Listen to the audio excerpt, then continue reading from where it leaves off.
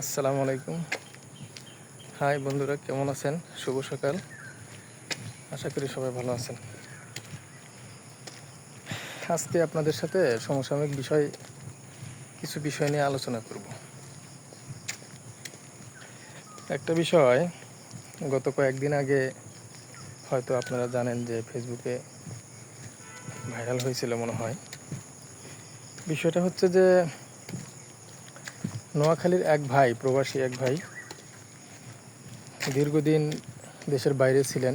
উনি আসার খবর শুনে ওনার স্ত্রী, ওনার বাচ্চা, ওনার মা, ওনার ভাইয়ের বাচ্চা, ভাইয়ের বউ, এনারা ওনাকে রিসিভ করার জন্য এয়ারপোর্টে গিয়েছিল।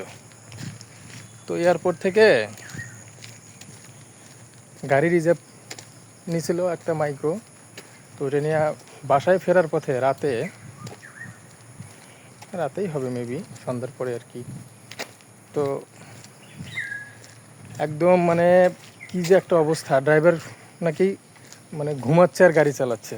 তো প্রবাসী ভাই বারবার বলছে যে দেখেন, আপনার যদি বেশি সমস্যা হয় তাহলে আপনি একটু ঘুমায় নেন, গাড়ি দাঁড় করে একটু ঘুমায় নেন। কিন্তু ড্রাইভারে ওনার এই কথা শোনে নাই। গাড়ি চালাতে চালাতে তারপরে একটা সময় গাড়ি গিয়ে একদম খালের মধ্যে পড়ে যায়। খালের মধ্যে পড়ার পরে গাড়িটা তলিয়ে যাওয়ার কারণে ওই প্রবাসী ভাইয়ের মা, বাচ্চা, ভাইয়ের বউ, বাচ্চা, এনারা সবে মারা যায়। 7 জন।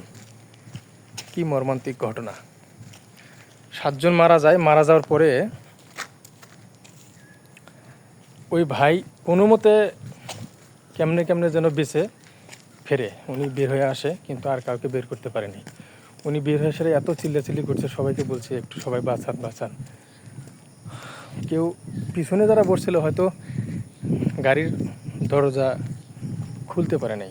ওনারা হয়তো বুঝেই না দরজা কীভাবে খুলে। হয়তো যদি তাড়াতাড়ি খুলতে পারতো তাহলে হয়তো বের হয়ে আসতে পারতো।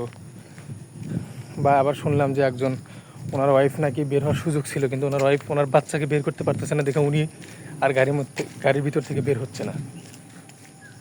তো ড্রাইভার জানালা দিয়ে বের হয়ে আসছে। সামনে হয়তো ওই প্রবাসী ভাই বসছিল, উনিও বের হতে পারছে অনেক কষ্ট করে। দেখেন মানুষের জীবনটা কতটা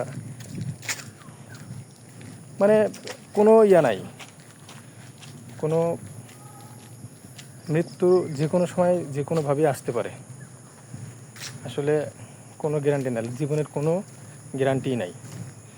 তারপরে কি হলো, ওই ভাই বলতেছে যে বিয়ে করে নাকি ভালোবেসে বিয়ে করে 1 মাস 13 দিন সংসার করে উনি দেশের বাইরে পাড়ি জমাইছিল শুধু পরিবারকে ভালো রাখার জন্য।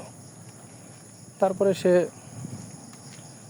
দীর্ঘ দিন পরে দেশে ফেরার সময় ওই সময়টাতে ওই 1 মাস 13 দিন যে সংসার করছে, ওই সময়টাতেই ওনার ওয়াইফ কনসেপ্ট করেছিল। তখন উনি বাইরে চলে যায়। তারপরে বাচ্চাটা দেখেন, বাবা কি অসহায়, কি হতভাগা যে নিজের বাচ্চাকে সে ভালো করে একটু আদরও করতে পারলো না। এমন একটা পরিস্থিতি।